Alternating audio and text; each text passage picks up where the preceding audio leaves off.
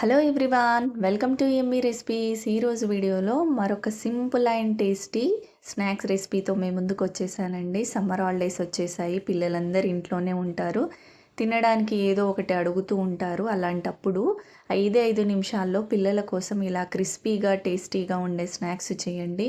ఇంట్లో బంగాళదుంప కనుక ఉంటే రెండు బంగాళదుంపలతో 5 నిమిషాల్లో ఈ క్రిస్పీ అండ్ టేస్టీ స్నాక్స్ చేసేయచ్చు. మరి ఎలా చేసుకోవాలో చూసేద్దాం రండి.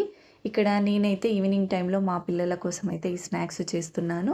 ఒక 2 బంగాళదుంపల్ని తీసుకొని పైన తొక్క తీసేసి తర్వాత స్లైసెస్లా కట్ చేసుకోవాలి. ఎంత సన్నగా వీలైతే అంత సన్నగా కట్ చేసుకున్న తర్వాత ఇలా సన్నగా పొడుగ్గా కట్ చేసి తీసుకోవాలి.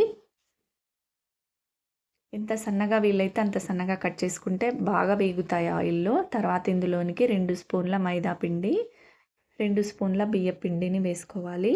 మీరు కావాలంటే కార్న్‌ఫ్లోర్‌తో కూడా చేసుకోవచ్చు. తర్వాత కొంచెం పసుపు, తినే కారాన్ని బట్టి కారము, జీలకర్ర ధనియాలు 2 వేయించి పొడి చేసి పెడతాను నేను ఇంట్లో, ఆ పొడిని వేస్తున్నాను.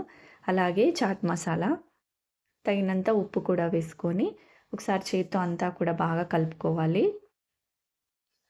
కలుపుకున్న తర్వాత ఇప్పుడు ఇందులోనికి కొంచెం వాటర్ వేసుకోవాలి. ఒక 2-3 స్పూన్లు వాటర్ వేసుకుంటే సరిపోతుంది. ఎక్కువగా వాటర్ వేసుకోవద్దు, పిండి జారుగా అయిపోతుంది కాబట్టి. కొద్దిగా వాటర్ వేసుకొని ఇలా గట్టిగా ఉండాలి, అప్పుడే క్రిస్పీగా వస్తాయి అన్నమాట. ఇలా చేతుల్లోనికి తీసుకుంటే ముద్దలా రావాలి. ఇలా కలుపుకొని వేడి ఆయిల్లో సరిపడినన్ని వేసుకోవాలి. నెమ్మదిగా ఫ్లేమ్ని మాత్రం మీడియం ఫ్లేమ్లో ఉంచి ఫ్రై చేసుకోవాలి. హై ఫ్లేమ్లో పెట్టారంటే పైన మాత్రమే వేగుతాయి, తొందరగా మాడిపోతాయి. లోపలి వరకు కుక్ అవ్వాలి అని అంటే మీడియం ఫ్లేమ్లో ఉంచి ఫ్రై చేసుకోవాలి. బంగాళదుంపలు కాబట్టి బాగా వేయించి తీసుకుంటే బాగుంటుంది. ఇలా మంచి కలర్లోనికి వచ్చి క్రిస్పీగా అయ్యేంత వరకు ఫ్రై చేసుకున్నామంటే క్రిస్పీగా కరకరలాడుతూ ఆలు స్నాక్స్ అయితే రెడీ అయిపోతాయి. ఒక్కసారి చేసి పెట్టండి, పిల్లలు చాలా ఇష్టంగా తింటారు. వీడియో నచ్చితే please like, share and subscribe. Thanks for watching.